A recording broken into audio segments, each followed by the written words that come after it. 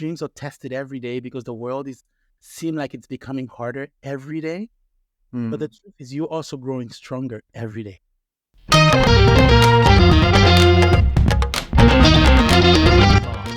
Founded a co-working space company in Haiti. Afterwards, he went on to study at Harvard and became the marketing director at M.I.T for entrepreneurship. You also have to choose your friends very carefully, right? Probably the friends you have may not be able to see the depth in you. Truly connect with someone that is on a journey to build something that you care about and that you can build together. It's not about being perfect anymore.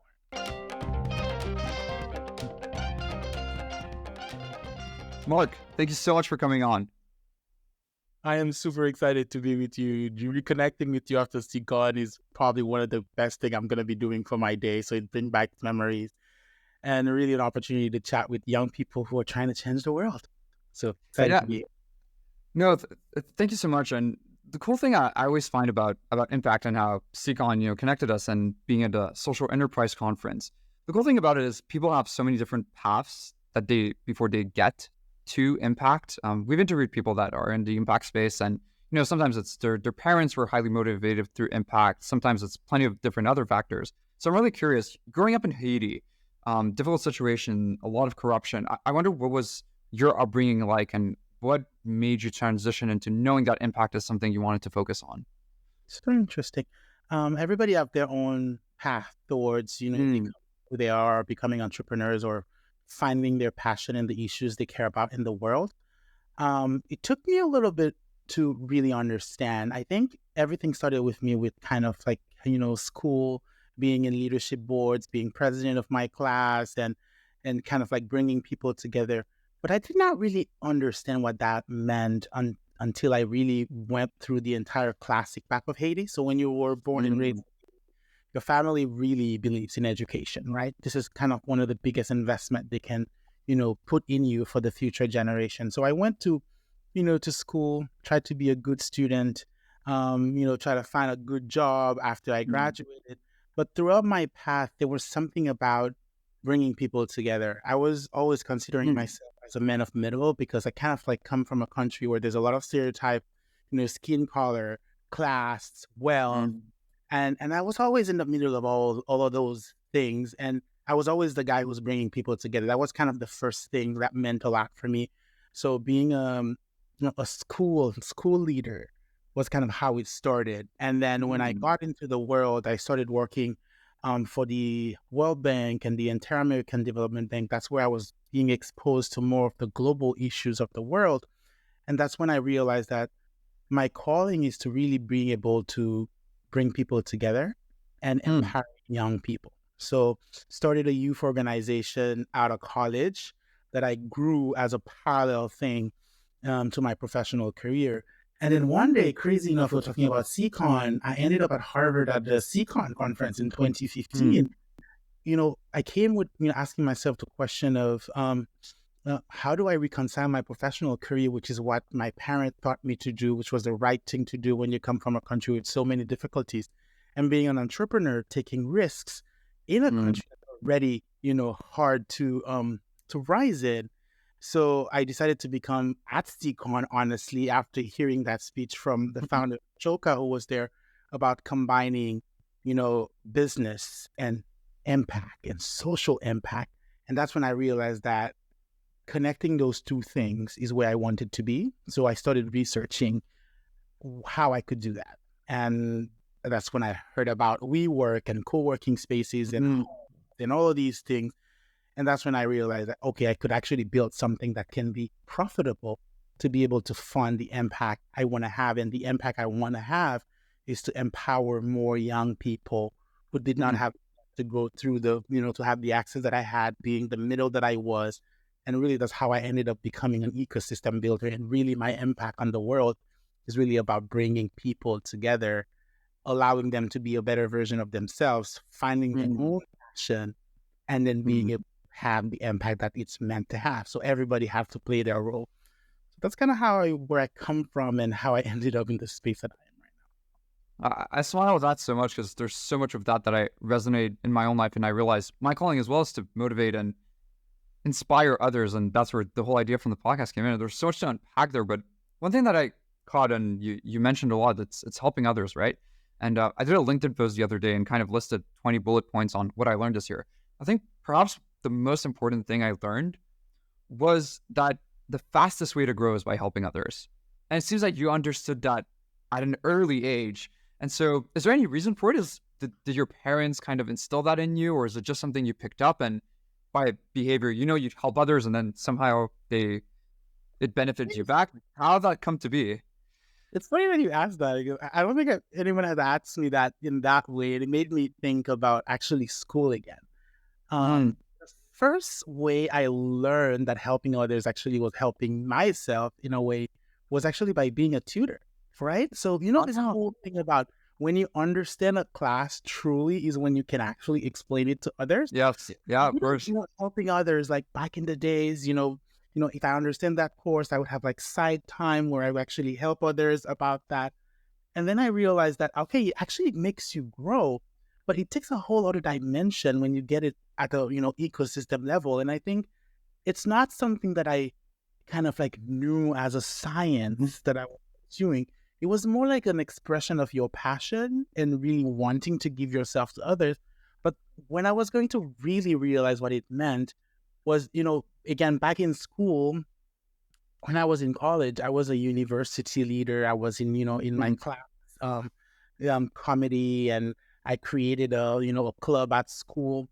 And then that club ended up becoming one of the first and biggest youth conferences in Haiti. But at that time, it was more about, leadership, not particularly entrepreneurship, right? And we brought together, that was in 2014, when we created Elan Haiti, which is this youth platform where we brought together 100 young leaders from all around the world. And the idea was not even about being entrepreneurs. It was really about expressing the vision that we have for Haiti and how we can actually help, right? And fast forward 5 years later, a lot of these young people we brought together started becoming people, right? They started higher in the ranks of where they were, whether they were in school and now they were in jobs. Some of them actually became quite senior in some of the organizations they had. That's also, again, when I was going to realize, oh my gosh, when you build ecosystem, when you invest in people at an early age, they actually grow.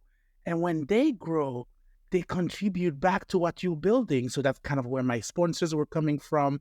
That's kind of where my media exposure for the work I was doing was coming from. I didn't even have to force it. It was coming naturally. That's when I realized, oh my God.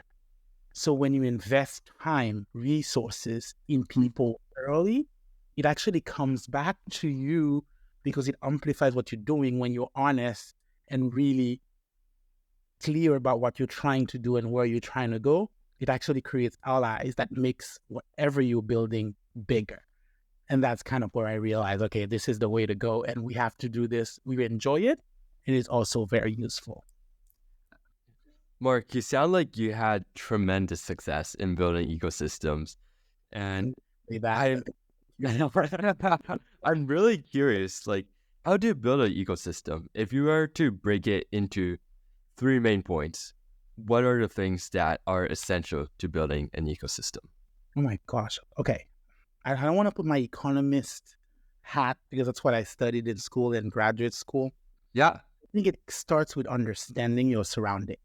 So when you realize that whatever you're doing is not just you in a silo, it actually has institutional interaction with main elements of your environment, which usually are media, universities, government, private sector, things that are in your daily lives, but you never actually put them in those boxes. And I don't want to there are theories about ecosystem, and M.I.T actually specifically has a whole course about how you build an ecosystem. But honestly, for people who are not just looking at it as an academic thing, I think the first thing is realizing that you're not alone, and whatever you're doing, there are institutions that surrounds you that needs to be aware, that needs to contribute, and that can amplify what you're doing. I think for me, it's the conscience. That's where it starts, understanding that. And then it takes a lot of networking. You have to be passionate about connecting with people because a lot of these institutions are run by people. So it takes a lot of connection and understanding that, if you want to work with institutions, you have to connect at a people level. And I think the third thing would be really being able to set big goals that don't just involve yourself, but that involves people, and having the capacity to understand how to break down your goals into elements that's going to interest multiple people. So being an ecosystem builder at the end of the day is really about understanding what the bigger picture is, but understanding what is the role that everyone has to play in it, and being able to empower people at different levels to be able to build that thing, get to that point altogether. And usually that point is impact, that point is growth, that point is solving social issues, solving problems, and sometimes just leadership and really building community. It's interesting you mentioned network there, which in our school, in our environment, we talk about it all the time in network, and it has a stigma for some people, strikes fear into others, strikes excitement in others. It's really this big world. And I definitely learned a lot of networking by, podcasting. And I realized a big part of it is being able to be vulnerable and opening it up. And networking isn't as much about, having some business type of conversation, then really it is about trying to just make a friend. And I wonder, I see you clapping your chest there and you're resonating with that. So I wonder, what does networking kind of mean for you? And do you have any advice on how to meaningfully network with individuals? I think there's a difference between connecting and networking. Connecting is really that what you were just describing. You go in a space, you're trying to find, what are your interests, and does your interest meet somebody else's interest? I think there has been a lot of, overseeing done to that, and a lot of people actually not going about it, in the way social entrepreneurs should go about it. I think, to me, you can be in business school and, kind of have just put a list of people you want to meet, and then you kind of check them one after the other. You call that networking. You try to see if your interest matches somebody else's interest. That's how everybody else is kind of doing it. It's fast and it's mechanical. It's robotic. But to me, real networking is really when you first show your empathy, that you have that capacity to really truly listen to the other person, to truly understand what is it that person really wants and looking into doing. But how can you truly, not because you're just trying to, match your interest, but truly because you're trying to understand where that other person is and how you can be there for each other. So building that friendship, and very often everything else I just described in the beginning comes naturally when you're able to establish that first. So I think for me, networking is really that capacity to be able to be in a space, to be able to open up, because you also have things that, you care about and things that you're open to connect with people about, but also you're willing to listen to other people, understanding where they are in this long path of life where we are all things, becoming things, worthing, or changing. And, we're all ever-changing phenomenons. And really truly take the moment to understand where that person is at, and how can you truly be part of that story that person is writing. And I think it's a little bit of both at the end of the day, because you're not going to be close and super deeply connected to everyone you meet every day, but the capacity to be able to anchor yourself on that same path as you, or that you can be that contributor to their path. And then you have those core connections, and you're always willing to have more of those core connections, and everything that happens in between that are just part of life, but you are designing a pathway with people that end up becoming your tribe. And that's an ever-growing tribe with new people coming in. And as you connect with more, and you connect with more. And it's almost like an exercise, or like a muscle. The more you do it, the more you grow into it, and the better you build together. I don't think it's an easy thing. People overlook at networking. And when you're able to build those connections, a lot of things become easier for you in life.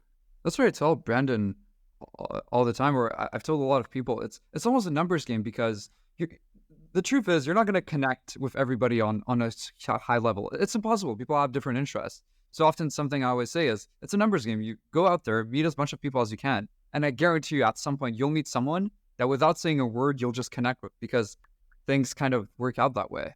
But Adam, it's true what you said, but there's also a predisposition.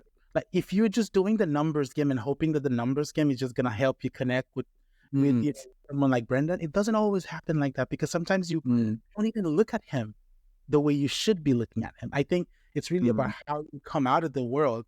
Are you opening, or are you just playing a numbers game, or are you basically allowing people to actually find you while you're giving yourself time to be able to find other people while you're playing that numbers game because it's kind of giving you these accesses to be able to grow that network as well. So it's really them at some point. And it's not always easy to, sometimes you may pass by someone that could have become a great friend, but you were just playing a numbers game. You were just trying to run after another person.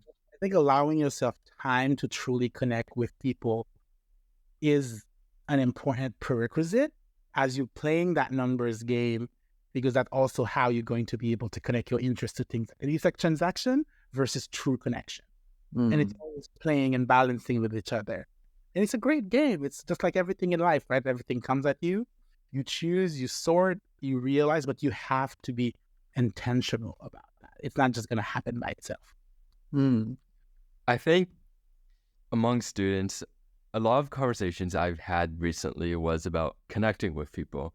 And students really fear like reaching out and making the first move because they often have like a lot of self-doubt. They're like, what value do I even have? Like, what value can I even bring to this conversation? And they get so scared that they don't even make the first move in itself. Like, and I'm wondering, like, how do we see the value that we can bring into these kind of conversations? Like, what value can a normal student bring to someone who might be a CEO or someone who they really put on a pedestal and look up to?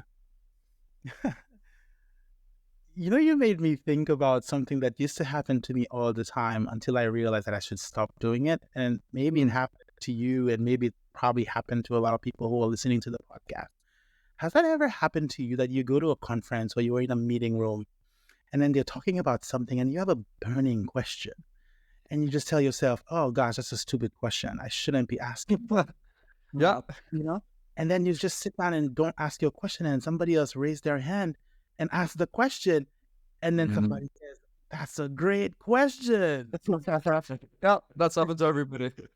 And that's when you realize the value is already in you. I think people kind of like overthink the professional world because there's a lot of imposter syndrome, and there's a lot of there's also a lot of pretension. Like, people are just pretending sometimes, just using buzzwords. We live in a world where social media has like put so much information in people's face that sometimes you think others are better, or others have better answers, when the true answer is that your experience is who you are, is your value, right? I can get into Vancouver, in your city.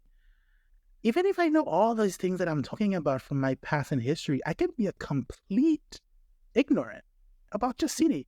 And that's where your strength is. Your strength is in your experience in life.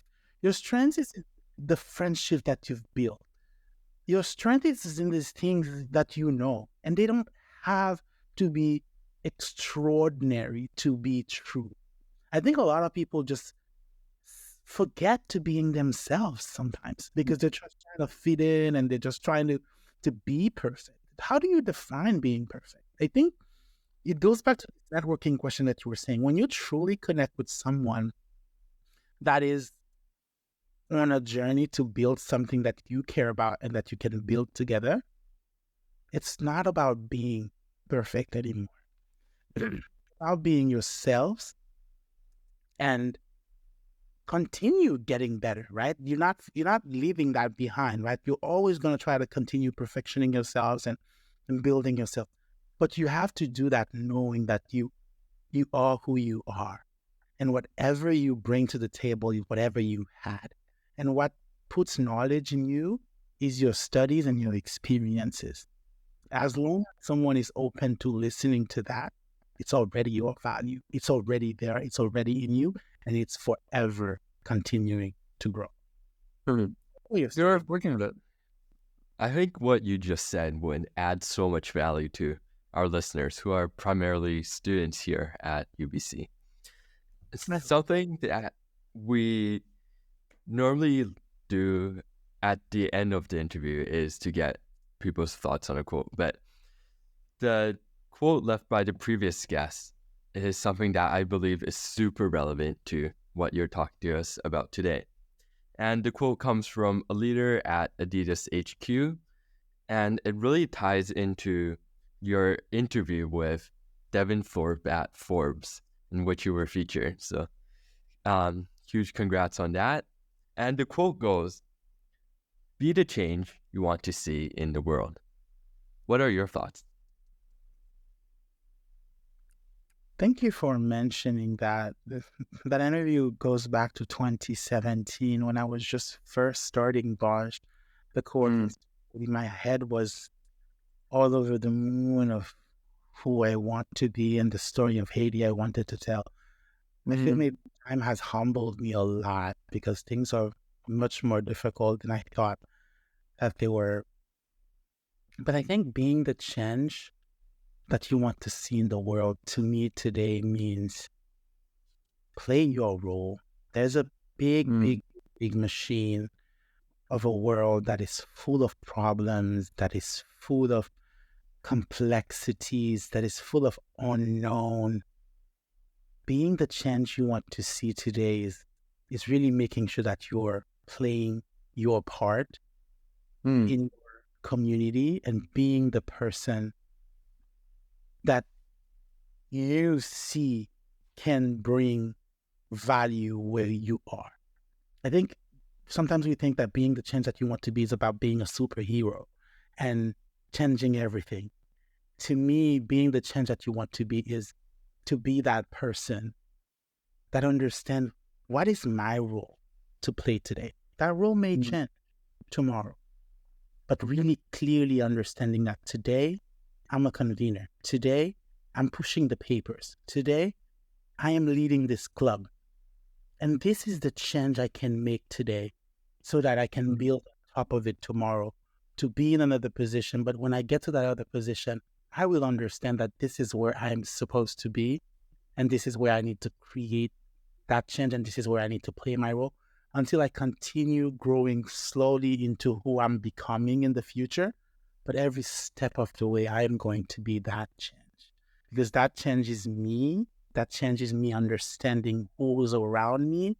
That's me understanding what role I have to play today. I'm going to give the best of myself today, knowing that I might change tomorrow, but today is where I'm going to be the best version of myself to bring that change around me that's going to help contributing to this big world, crazy machine and problems that need to change one day. And I will continue doing that until I can't anymore. But wouldn't you say, Marc, that an important part of that is also being able to have those big dreams? Because I feel sometimes, people have these great ideas when they're young and they just get kind of caught up in life and then they stop dreaming big. And so even though they do the day-to-day thing, they don't have that vision at the end to get them to that point. And so all our students, have big dreams now. How would you ensure that you still maintain those dreams even whilst making these daily changes, as you say, or trying to make impact on a daily basis? That's a really, really deep question, Adam. That's a really deep question. I don't think we stop dreaming. I think we just become more realistic about what's possible.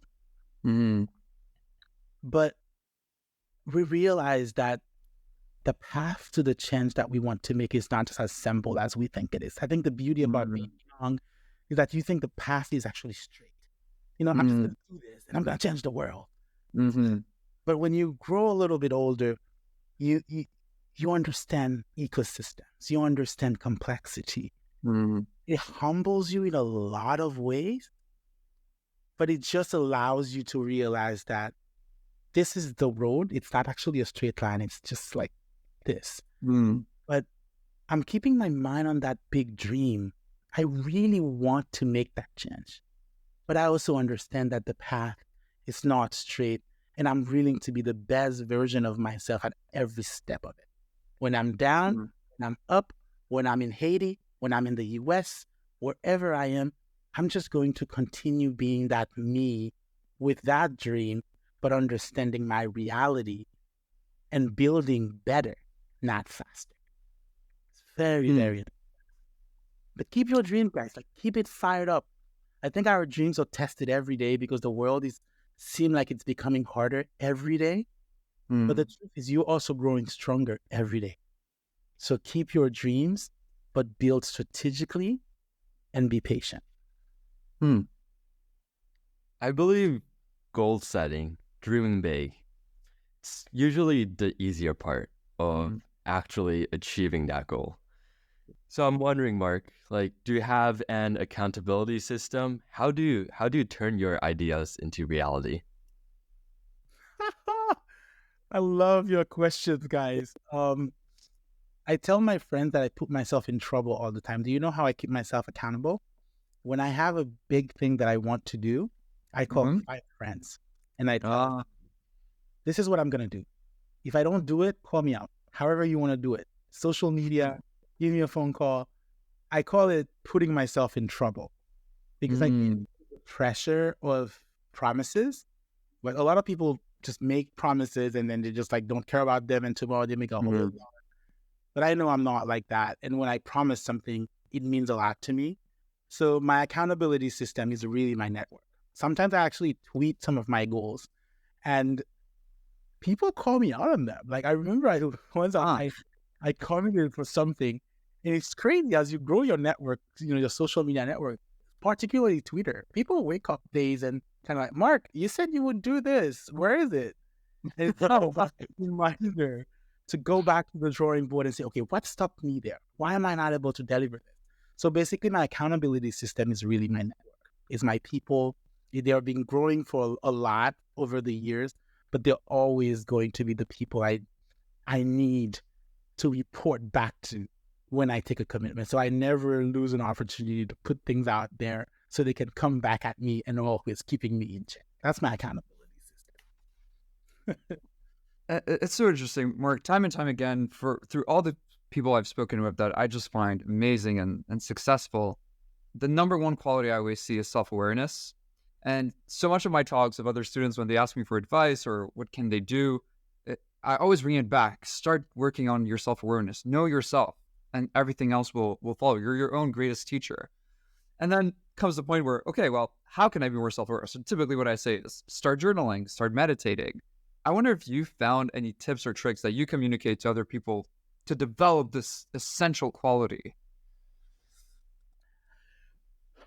Wow. I think when I'm not sure about myself, what I really do is actually I check in with people. It's very weird. So I have a system that I've had put in place. I'm actually in the point of using that again because it feels like this is something that you always comes back to. I actually do surveys with my friends. So the thing is, one thing is about knowing yourself and finding your true passion. But I think another thing is really when you give people time to really give you feedback on how you're resonating in the world. It can also be great insight. But you also have to choose your friends very carefully, right? Probably some of the friends you have may not be able to see the depth in you. And I'm a big fan of cultivating diverse relationship with all types of people in all type of ages and all type of, realities. Very often when I'm looking for answers that I'm not able to find on my own, I ask people the same questions that I'm asking myself, but I don't just do it with one person. I ask like 20 people. And I go back and I look at the answers and I spend more time with myself. So I allow the world to let me know how I'm resonating for them. so that I can better design. Am I where I'm supposed to be? Do I really like what I'm projecting? I'm not going to follow one particular answer and say, okay, this is who I am because whoever says that. But I'm just checking with myself. So if I could remove myself from myself and be in front of myself and watching myself, what would I see? Would I like that? Do I want to project that profile? And then it allows me to just unlock things from within myself. Like, oh, that's why this is coming at me. That's why I'm hearing this. And I hear enough diverse feedback about myself, and somehow helps me into finding, okay, this is who I am for this world. And that's actually how I find many of the answers about being a connector, bringing people together, giving people access to resources. When people give me that feedback, I take it and I go back and reflect. That's really how I try to kind of finding who I am. Wow, it's called build. You can also research that. It's called building in public. So basically, you just putting things out there, or you getting feedback from out there as you taking that back in and kind of shaping a better path for who you are becoming, and also you constantly changing. Don't ever think that you're just one person and that's it. Wow. Change, but understanding how that the world is seeing that every time is always a great exercise for me. So something I heard, and if I can recap what you said about feedback there, is a great quote I heard. That take feedback as a gift, right? Sometimes you might get a gift for Christmas. It'll be the best gift you get, and you're going to wear it every day. But other gifts, you might say thank you, and then not necessarily wear it, or you're not going to use it because it didn't fit you, right? And I think it's a perfect framework of seeing feedback. Say thank you and appreciate the feedback that someone gives you. But that doesn't mean you have to wear it every day or you have to completely take it on. You can choose to, put it to the side, but at least appreciate feedback and seek that feedback and take it as a gift. Completely agree with you on that. Thank you so much, Marc. It's been a really incredible conversation. I think people will take so much from it. So really appreciate it. And thank you so much. Thank you, Marc. Yes, thank you very much for putting this together. I'm also very, very proud and excited that this came out of something that, small initiative that I took at Harvard. And now, you guys are growing so fast. I think I'm your 30th guest, and the podcast is continuing to grow. Please continue doing the work you're doing, because it's inspiring people that are listening to you, but it's also inspiring you to be better versions of yourselves as you continue growing through these conversations. So congratulations, and keep moving on. And I'll hold the promise that as you created that spark that allowed us to do something bigger, we'll try to inspire that into our audience as well. And let's create a better world together. Absolutely. Thanks so much.